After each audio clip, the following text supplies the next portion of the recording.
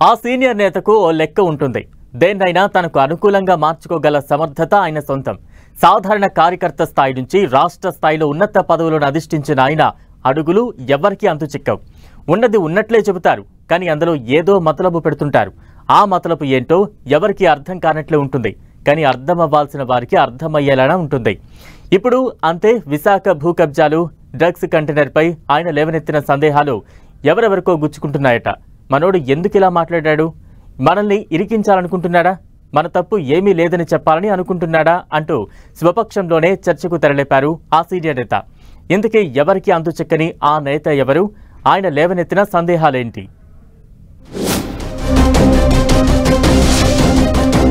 విశాఖ నగరంలోని భూ కబ్జాలు, డ్రగ్స్ కంటైనర్పై చర్చలకు డిమాండ్ చేస్తూ మాజీ మంత్రి, సీనియర్ నేత బొత్స సత్యనారాయణ చేసిన వ్యాఖ్యలు రాజకీయంగా ఆసక్తి రేపుతున్నాయి. టీడీపీ ప్రభుత్వాన్ని ఇరికిస్తున్నట్లే వ్యాఖ్యలు చేసిన మంత్రి బొత్స స్వపక్షంలోనూ కొందరిని టార్గెట్ చేశారా అనే అనుమానాలకు తెర లేపారనే అభిప్రాయం వ్యక్తమవుతోంది. ప్రశాంత విశాఖలో వేల కోట్ల భూ కుంభకోణాలు జరిగాయని ఆరోపణలు ఎప్పటినుంచో ఉన్నాయి.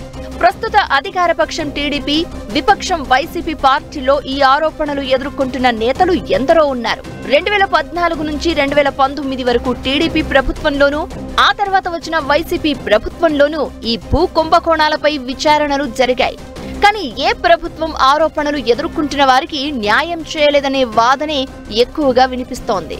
ఇప్పుడు 4వసారి అధికారంలోకి వచ్చిన చంద్రబాబు ప్రభుత్వం కూడా విశాఖ భూ వ్యవహారాలపై సీరియస్ గా ఉన్నట్లు సంకేతాలిస్తోంది. సరిగ్గా ఇదే సమయంలో మాజీ మంత్రి బొత్స సత్యనారాయణ వ్యాఖ్యలు రాజకీయ వర్గాల్లో హాట్ టాపిక్ గా మారాయి. ఎన్నికల ముందు విశాఖకు వచ్చిన డ్రగ్స్ కంటైనర్ లోగుట్టు బయటపెట్టాలని తాజాగా డిమాండ్ చేసిన బొత్స పనిలో పనిగా విశాఖలో భూ కుంభకోణాలపైన విచారణ జరపాలని, చంద్రబాబు ప్రభుత్వానికి చేతనైతే చర్యలు తీసుకోవాలని డిమాండ్ చేశారు.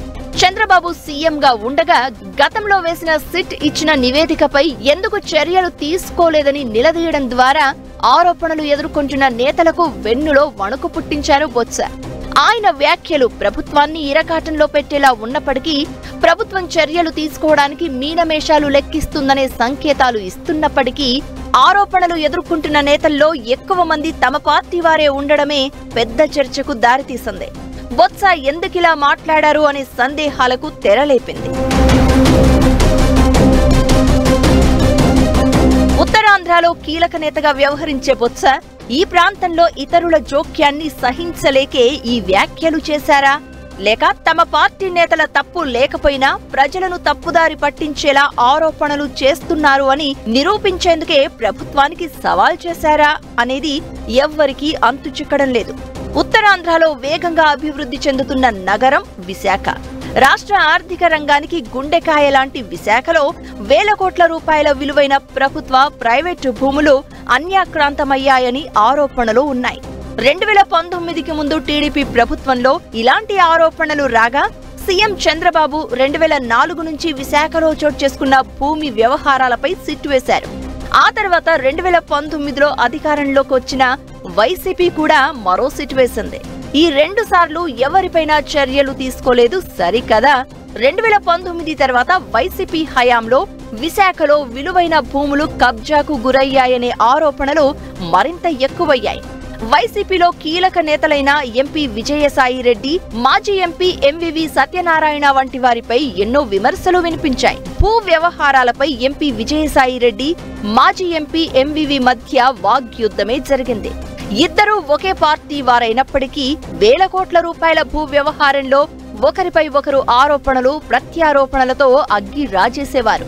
ఈ పరిస్థితుల్లో ప్రభుత్వం మారాక మాజీ మంత్రి బొత్స భూ అక్రమాలపై నిగ్గు తేల్చాలని ప్రభుత్వాన్ని డిమాండ్ చేయడం ప్రాధాన్యత సంతరించుకుంది అంటున్నారు. గత 5 ఏళ్లలో తమ ప్రభుత్వం చర్యలు తీసుకోవాలని భావించినా కుదరలేదని, చేతనైతే మీరు ఇప్పుడు చేసి చూపించాలని బొత్స సవాల్ విసరడం ద్వారా ఎవరికి ఎర్త్ పెట్టాలని భావిస్తున్నారో అర్థం కాక ఇటు వైసీపీ, అటు టీడీపీ నేతలు జుట్టు పీక్కుంటున్నారు. ఇదే సమయంలో మార్చిలో విశాఖ పోర్టులో పట్టుబడిన డ్రగ్స్ కంటైనర్ పైన బొత్స వ్యాఖ్యలు చర్చనీయాంశంగా మారాయి. ఈ కంటైనర్ తెప్పించిన సంధ్య ఆక్వా యజమానులకు ఇటు వైసీపీతోనూ అటు బీజేపీ చీఫ్ పురంధేశ్వరితోనూ సంబంధాలున్నాయనే ప్రచారం ఉంది. విశాఖలో డ్రగ్స్ సంస్కృతి ప్రోత్సహించకూడదనే ఆలోచనతో నిందితులపై చర్యలకు బొత్స డిమాండ్ చేసినా అంతా సైలెంట్ గా ఉన్నప్పుడు సడన్ గా బొత్స నోరు విప్పడమే హాట్ టాపిక్ గా మారింది. ఎన్నికల సమయంలో కంటైనర్ పట్టుబడడం వల్ల తమ పార్టీ ఎలాంటి చర్యలు తీసుకోలేకపోయిందని చెబుతున్న బొత్స అసలు దోషులు ఎవరో తేల్చాలని సిబిఐని గట్టిగా డిమాండ్ చేస్తున్నారు. ఎన్నికల సమయంలో తమ పార్టీపై తప్పుడు ఆరోపణలు చేశారని చెప్తున్న బొత్సకు ఈ కేసులో అసలు దోషులు ఎవరో తెలుసా, లేక దోషులు ఎట్టి పరిస్థితుల్లోనూ తప్పించుకోకూడదనే ఉద్దేశంతోనే ఇలాంటి వ్యాఖ్యలు చేశారా అనేది అంతు చిక్కడం లేదు అంటున్నారు. ఈ వ్యవహారంలో కొందరు వైసీపీ నేతలపైన ఆరోపణలు రావడంతో బొత్స అంతరంగం ఏమై ఉంటుందనే చర్చకు తావిస్తోంది.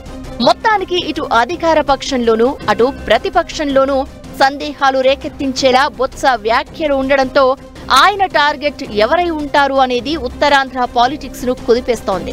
ఈ ప్రాంతంలో ఇతర ప్రాంతాల నేతల జోక్యాన్ని సహించలేకే బొత్స ల్యాండ్ కబ్జాలతో పాటు డ్రగ్స్ ఇష్యూని తెరపైకి తెచ్చారా, లేక అధికార పక్షానికి చెక్ చెప్పడంలో భాగంగానే విమర్శలు సంధించారా అన్నది ఎవ్వరికీ అంతు చిక్కడం లేదు అంటున్నారు.